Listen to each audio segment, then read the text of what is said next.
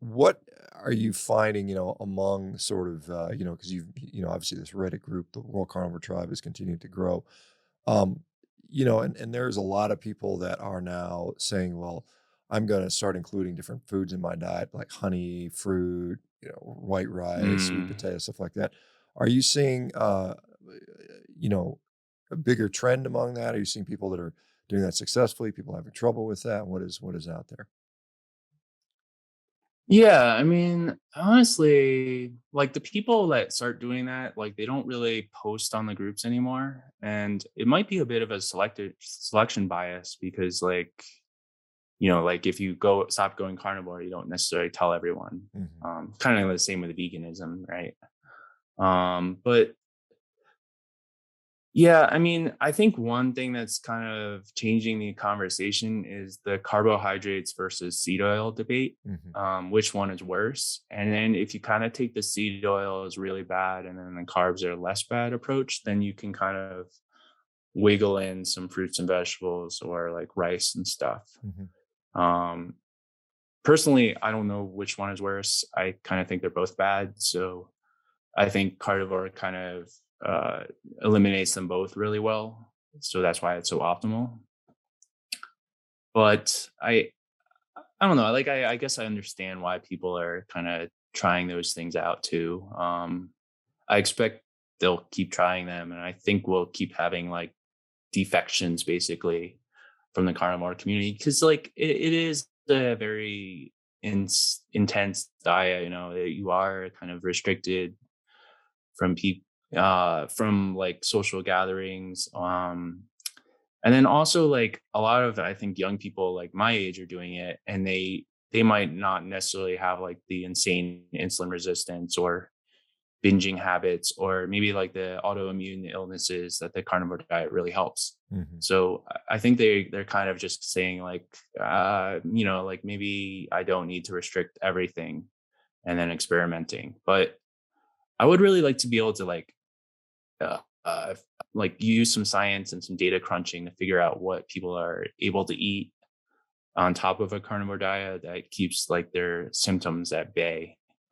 And I think that's what you're doing with Rivero Right. now, Yeah, right? exactly. That's what we use the AI component for. And it's interesting, I mean, because you mentioned this, the younger people versus the older people. And many people within this community are older, over 40 or Hmm. something like that. And there may be something to that as you age, your ability to tolerate carbohydrates for whatever reason has diminished, whether it's just due to the fact that you ate a bunch of them for the 40 years before and no one told you to limit Hmm. them. And maybe if you start out on a relatively lowish amount, you can kind of maintain your insulin sensitivity and continue to eat that stuff in moderation throughout most of your life.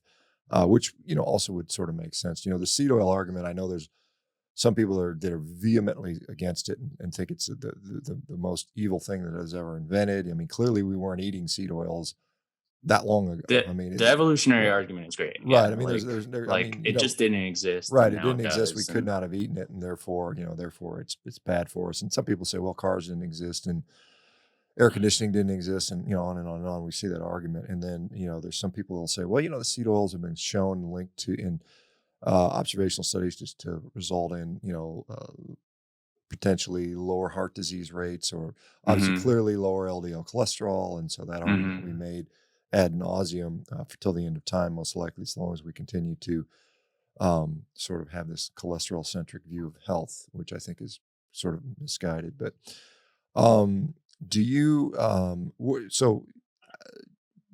so your date now, are you going to be pursuing a PhD at some point? Is this a master's level program? Or how's that going to work for This you? is masters for now. I think we're both kind of like wondering whether I'll do a PhD. I think I kind of am. I'm really liking it so far. I think my dream is to run like clinical trials of carnivore and Hmm. test all these subtypes. Um, and Stefan's going to be here for a while, so we're actually building a house here, and we're moving in like next year. So we're kind of set up to be here for a while. We'll see what happens.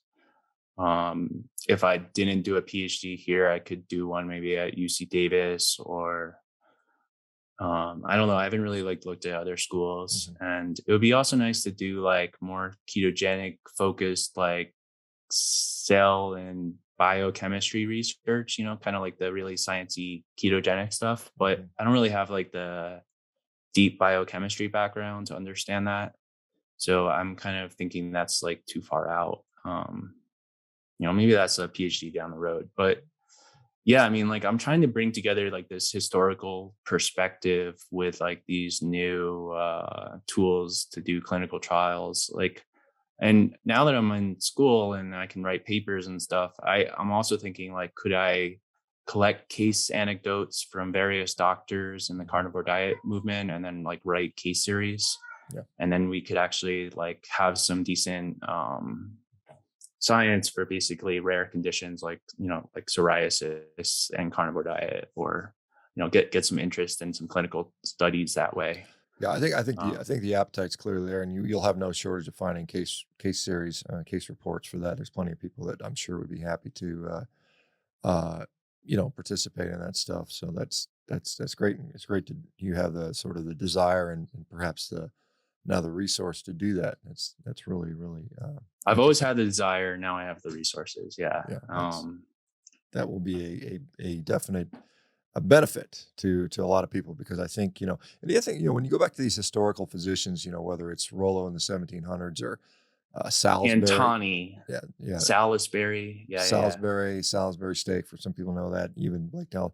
What I mean, why do you think they're what they why didn't it stick? I mean, what was preventing that? Because I mean, clearly they had good results. I mean, the results they were publishing or commenting on the were clearly they about the basically in all these books, all the doctors complain about people cheating on the diet and not like wanting to be healthy, basically. So they're all like, they're saying like, look, we try really hard, and like sometimes you get motivated patients, and they're really on top of things, and they restrict everything but meat, and they do amazing. And they basically say like, as long as you do stick to the meat only diet, like you'll improve. And then anytime you're not improving, it means you're cheating on the diet or you're doing something wrong. Um, and they kind of have a pretty consensus view of that, I think, across like the centuries. Like you'll even see it like in Atkins, like 200 years later.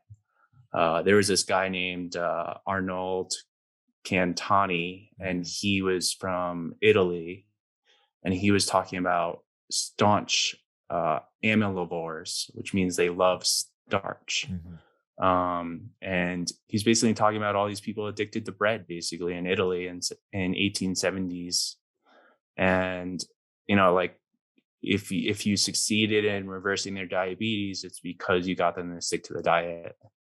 Um, and it's just funny to me because like we see the exact same stuff today. So like, why isn't it sticked? It's because carbs are tastier, they're easy to eat, like not necessarily tastier, but they're just like, they melt in your mouth, basically. They require no chewing, and they've basically become very cheap in the last 100 years, ever since post World War II. And like our surpluses are basically telling us to eat them all, and our dietary guidelines. So our dietary guidelines are based on an accepted macronutrient range of 45 to 65% calories of carbohydrates. They don't even consider anything under 45% calories as even worth looking into. So the whole reason like the dietary guidelines like won't look at low carb diets is because they just like it's outside of those bounds. And the bounds are basically just based on tradition and history. So because people have been eating high carb diets in America for like the last 100 years, therefore like it's acceptable to just keep using the same advice. Yeah, I think it has And to do with like, like the production economy as well. I mean, it's like I said, this is what we're set up to do in the U.S. and a lot of our economy is based on that. mhm.